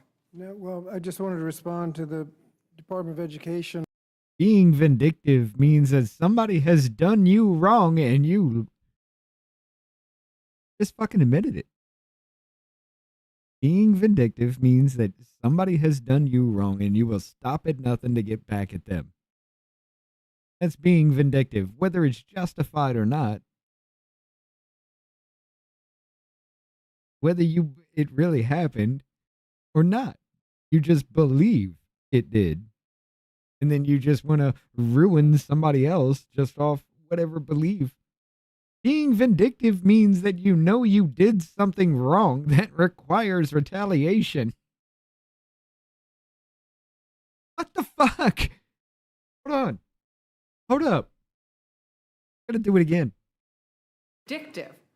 And agrees with university in Maine with retribution just because she disagrees with him. We have a president right now who is vindictive and will go after people for what they say and what they believe. And that is what is different about this bill. And Ranking Member Scott, I didn't know if you wanted to add some more. To be vindictive, there must be a perceived amount of harm that a person just cannot just say fuck it to. I wonder why he would be vindictive. Bitch, he's a better man than me. Because I'd have brought treason charges up on a lot of you motherfuckers for waging war on the American fucking people. What the fuck? Yeah, well, I just wanted to respond to the Department of Education does not provide education that protects civil rights. You just admitted they did wrong. Primarily in K through I'm gonna grab a 12, disabled students, low-income areas. It's time to snack it.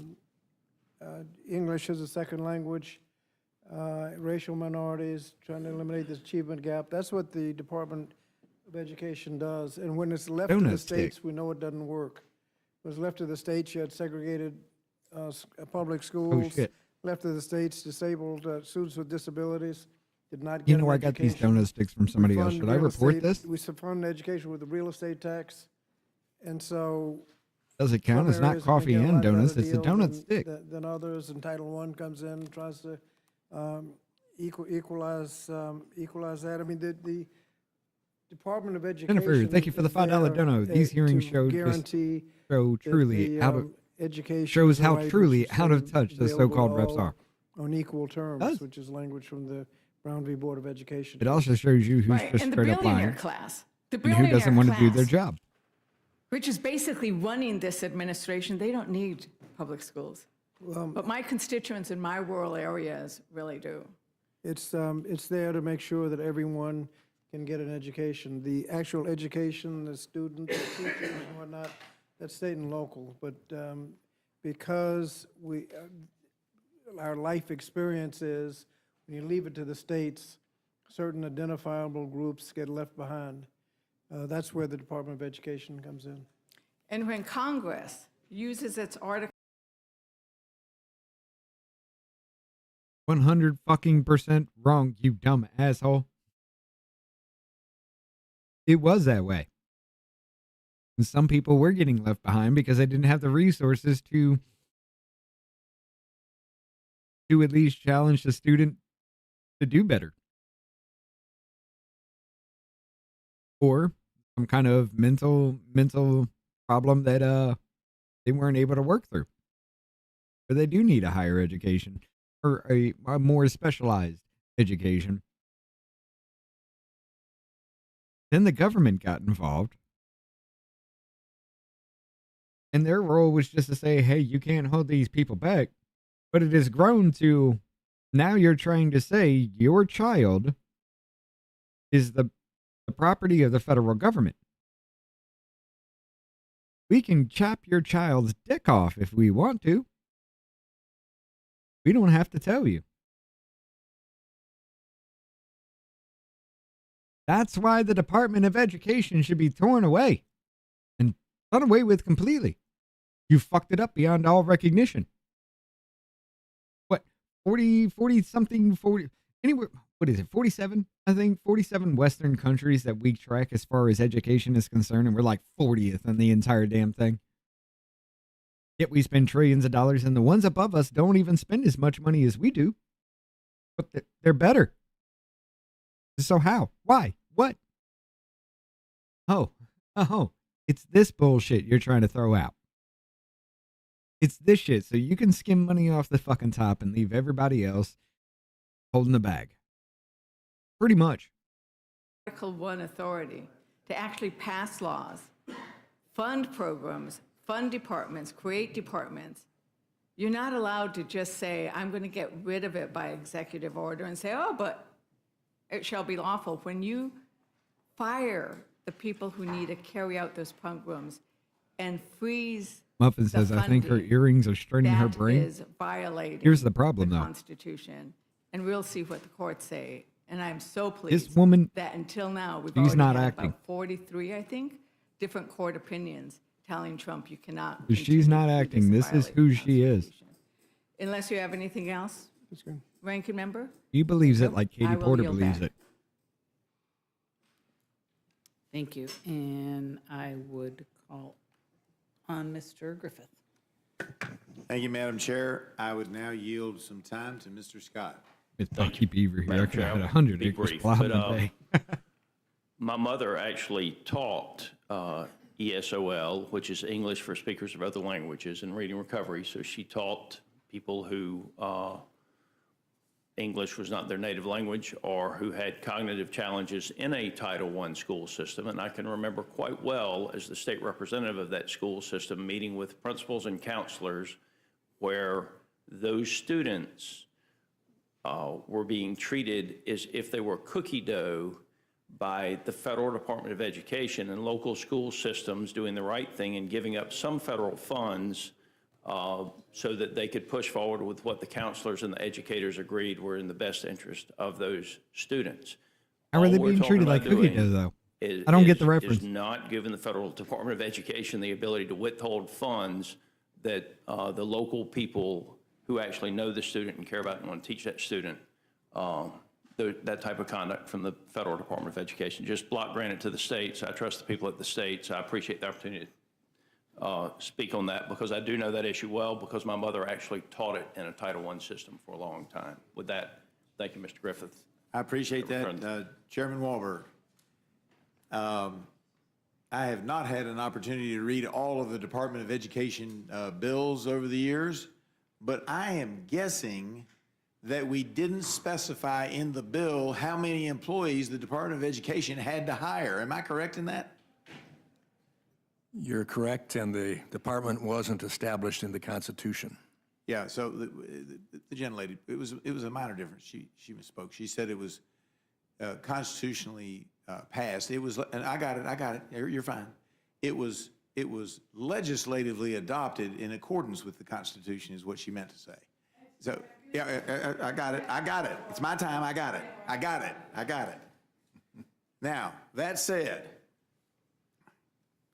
I've heard a couple things here today, and I'm listening to the debate, and lots of stuff's going on. And the donut example, Mr. Chairman, and I'm speaking to Mr. Wahlberg, that only would apply to the countries of concern, which are currently Communist China, North Korea, Russia, and Iran. Am I correct in that? And it'd have to be $50,000 or more? Why didn't you bring that up? Make sure you're not getting any donuts from those people, and the school has nothing to worry about. Am I correct? That's correct, except fatty acids. Well, fatty acids, all right. And if it's a gift larger than donuts, and it's not a country of concern, you have to hit a threshold of $50,000. Is that not correct? Yes. All right.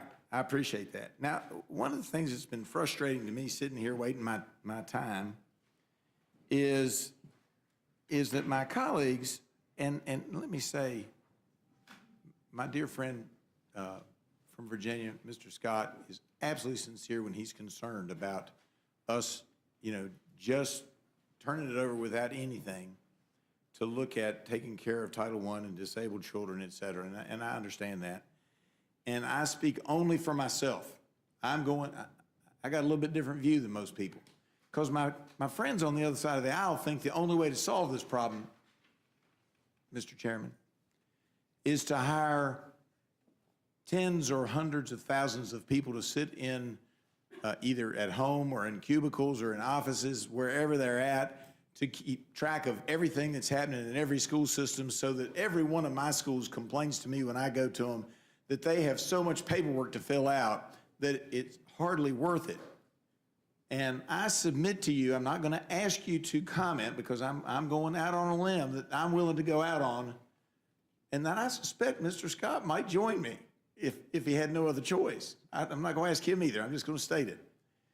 If we changed it from having tens of thousands or hundreds of thousands of employees in the Washington, D.C. metropolitan area drawing lots of money out of education, and instead set the guidelines up by federal law, and then allowed our friends at the trial bar to get attorney's fees and court costs for enforcing the federal requirements, I believe we could save the federal government a lot of money.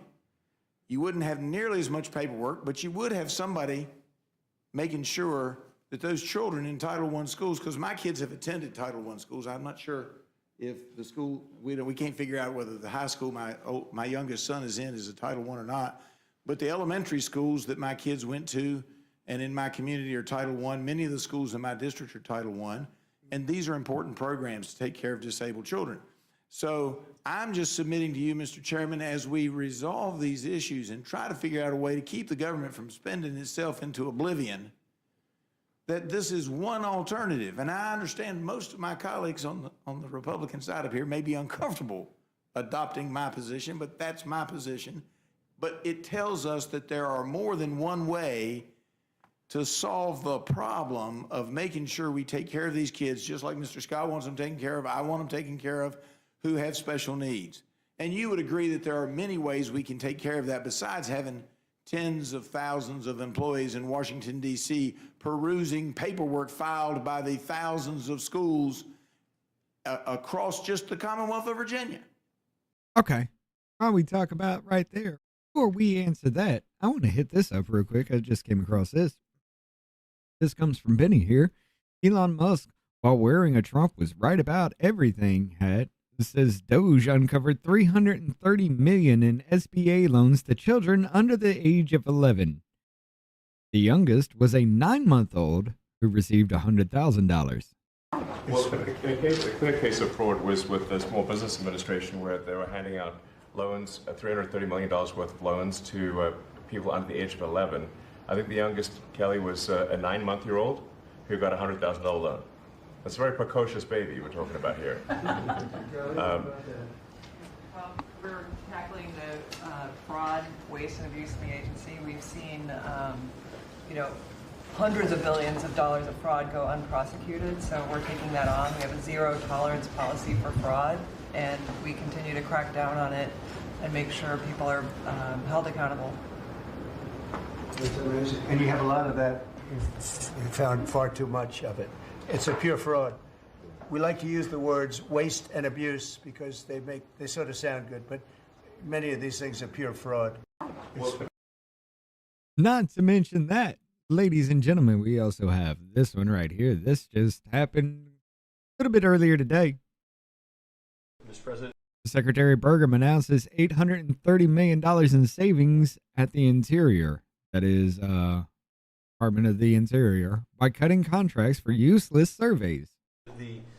There's a federal consulting group, which was a group inside of Interior, but it was managing contracts from many different agencies that flowed through here. One of those contracts was to do surveys of individuals. $830 million for surveys. And so part of the question was, hey, could we actually see the surveys? And then the surveys came back, and a survey was like 8.5 by 11 sheet of paper with 10 questions that anyone's child in junior high could have put together, or AI could have done for free. $830 million. So that's one that we've stopped. And that contract was going out after you were inaugurated, sir. So it was jumping. It's a pure fraud. Yeah. It's a fraud. Mr. President, Oh my God, these surveyors who take 2, 3, 4 years to do a 2-acre plot, ladies and gentlemen, they're not going to be able to do that again. And we're not done yet. I think that's actually, oh no. This one right here, Secretary Scott Bessent. We are privatizing the economy. We are bringing down government spending. We are bringing down excessive employment in the government sector. We are going to re-leverage the banking system. We are going to have all the new manufacturing jobs. We are going to get the affordability crisis fixed. And we're reprivatizing the economy. We're bringing down government spending. We're bringing down excess employment in the government sector. On the other side, we're going to re-leverage the banking system. We're going to have all the new manufacturing jobs, so everyone who's laid off from the government will have an opportunity to go into the private sector, and that is going to lead to disinflation. Inflation is under control. We're going to get the affordability crisis From rapid fixed. response. So Sorry, Jennifer. lower energy, deregulation, more private sector jobs that will naturally get interest rates down. Interest rates down. Mortgage rates are down almost every Rapid week since response. January 20th. The energy costs are down about 15%. Crude oil's down about 15%. And as we keep that going, interest rates are going to keep declining. It'll be good for mortgages. It'll be good for credit card debt. It'll be great for auto loans. Please do. Every bit of that is becoming disgustingly expensive. And it's all because, hey, we need to tax you more to get inflation under control while we continue to spend your money willy-nilly. And we're just going to have to tax you more to get inflation under control. A retarded circle our government seems to have gotten into, but let's continue a little bit. It wouldn't be an off-label podcast without some squirrel. I just came across that and I was like, oh, that's interesting. That's actually happening today. So, yeah. Would you not agree with that? Yeah. What up, Ken? How you doing? I'm sorry. I would agree with that, and I look forward to debating that when we have that bill in front of us. You have that bill in front of you. And Mr. Scott, But I will have to stop here in a little bit. You have that bill in front of you. This bill? Because I think it's got to be going doing something tonight. Equity It's and been a minute Inclusion since we've gotten together and played some games and talked and Enforcement bullshitted. Act, which would overturn Sandoval decision Well, that prohibits trial lawyers from filing. We'll be playing some We'll get to that another day. Keep its play individual right. again. You don't have an individual right to bring a suit. I understand. Department So, of Education has to do it. Reclaiming And so my I agree time with you. from If my we good. could- If we could repeal Reclaiming that. my time from my good colleague, I'm going to move to another subject. And this one has vexed me as well as I've been sitting here. We keep hearing about, well, if somebody violates these rules related to, donations and they don't file properly, who's going to take care of it? Who's going to take care of it? Well, it's actually in the bill. I mean, it may be a lot of work for the secretary, but the secretary notifies the attorney general to bring action. There's a civil action proceeding in here. When I was reading this over the weekend, They're still going. as things were going forward and I'm reading it, I recognize that you really just need Is the that a different secretary and the attorney general's office. Is that not correct? That's correct, Oh, and it it is. multiplies over time. The penalties do. Correct. But it's still the same enforcement mechanism. The secretary notifies the attorney general's office, and the attorney general pursues a civil action against the university. Correct. Correct. I yield back. Thank you very much. Mr. Jack. Thank you Yeah, very it's a new much, group. Madam Okay, this is Chair. nice. First and foremost, I want to congratulate Mr. Baumgartner. He is a part of our freshman class. We elected him to be our policy representative during our freshman class election. So I want to laud him for his leadership on this specific issue. And Chairman Wahlberg, I only have one question. Some schools have argued that this act, the fines associated with it are punitive and would harm students. They also claim foreign influence doesn't directly harm students. And I would just welcome your thoughts and to brief this distinguished committee on the enforcement processes within the Deterrent Act. I thank the gentleman for the question. No, it doesn't harm students at all. I think it protects them. It enables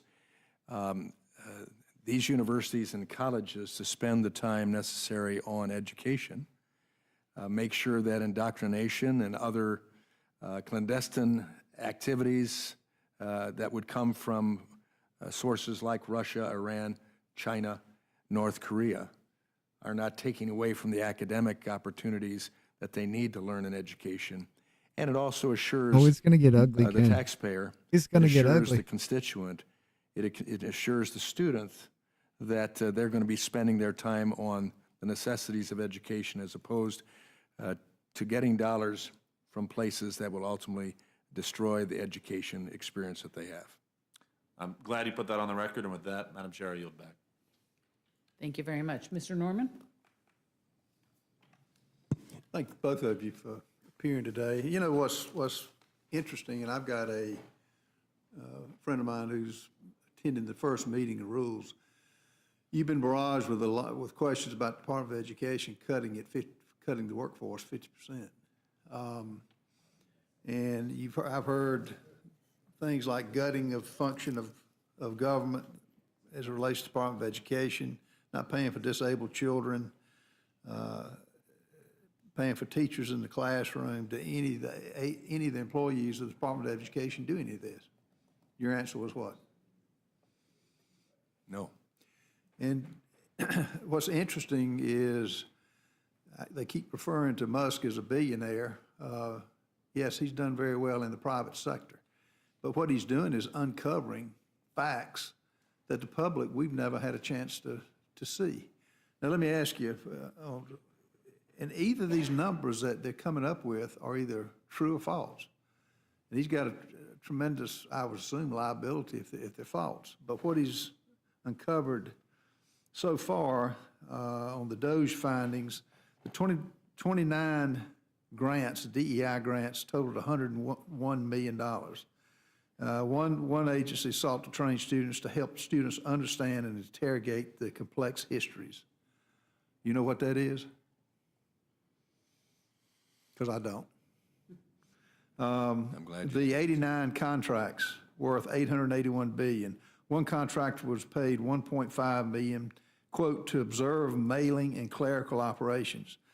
Does the $1.5 million go to help disabled children or to repair any of the buildings or to raise the pay of any of the teachers? It doesn't appear to. So really, they're opposed to the findings that the American people have a right to know anyway. It's their money. If a physician lets half of his nursing staff go, who do they answer to? The public, their customers. Who is it's really embarrassing to say any agency that was formed, I think the Department of Education was formed in 1979, they can just hire as they will because they have no checks and balances. Does any private institution, any business operate like that? If they want to stay in business, they don't. Right, because they go out of business. So it's really laughable that they're against any type of knowing where the money's going. None of it is going to the things they say that they care the most about, which most Americans do. But on your bill, what has been uncovered has been staggering. The $40 million in unreported research contracts with the CCP, the Confucius Institutes that we looked into 6 years ago. Oh, I think I brought that up earlier. What? My college, and another one from a state college. You know who started calling me after we started questioning it? Lobbyists. They had something to gain from it. Mm-hmm. So I like your bill. Thank you for bringing this up. If we can't find out this among the countries that are not our friends, then I don't know why we exist up here. So thank you for bringing this up, and look forward to supporting your bill. Thank you very much, Mr. Norman. And thank you both Chairman Wahlberg and Mr. Scott. Thank you for coming, and you are excused. Ladies and gentlemen, they are going to roll off into another one, which is the H.J.Res 24. We're gonna have a long day tomorrow. While I'm doing things in the background here as well, we'll be going through all this. We're gonna have a long day tomorrow. We got like 4 or 5 we've got to actually cover. I'm gonna have to break them up. I'm gonna have to take different days about doing all this. Maybe we might have some morning streams coming up while I do this and we get some of these hearings done. But they rapid fired them 2 weeks straight. Took a week off, and maybe we're coming back for another rapid fire event. I don't know, but a lot is really coming out about this, and I am. First of all, I'm disgusted that my government is this retarded, and the people in it that advocate for and against are this retarded. They're way too out of fucking touch, in every sense of the way. We need to get this under control. We need to find out some way of getting these fucking assholes out of government altogether, because my taxpayer dollars should not be paying for this disgustingly embarrassing look from our own federal government. But I'm going to go ahead and cut this one right here. We're going to come back with some more tomorrow. I'm going to go over, and here in a little bit, we'll be going over to the stupidest play. Me and Scott are going to sit down. We're going to talk. We're going to have some fun. We're just going to kill some zombies. Ladies and gentlemen, I appreciate the shit out of you. But, I think the Department of Education needs to go, especially the trillions upon trillions of dollars we send into there, just for our children to be stupider than the last generation. Meanwhile, other countries spend less money than us, and theirs is better. But yet somehow this is an attack on democracy. It's fucking weird. I don't know how else to put it.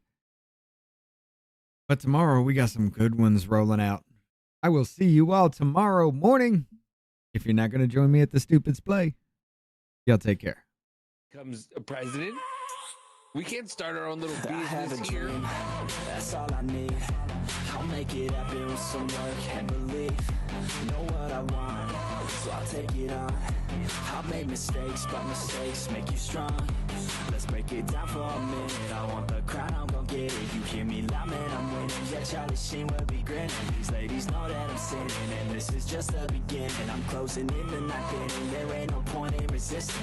Living life like a dream, live it right, that's the thing. Every night got a team, I've been tied to the scene. Out on stage, here I'm screaming. Okay, it's a dream, and I pray as a team. One day it'll be me. If I want it, then I'll get it. Head down, don't regret it. Push myself to the limit. If I play it, then I win it. I'm just saying, I'm just living for today. For a minute, I don't stay. I just visit, have no shame. I admit it. Looking to see if I succeed, to see if I believe. They're looking up to me. They want the best of me now, best of me now, best of me now, best of me. They want the best of me now, best of me now, best of me now, best of me.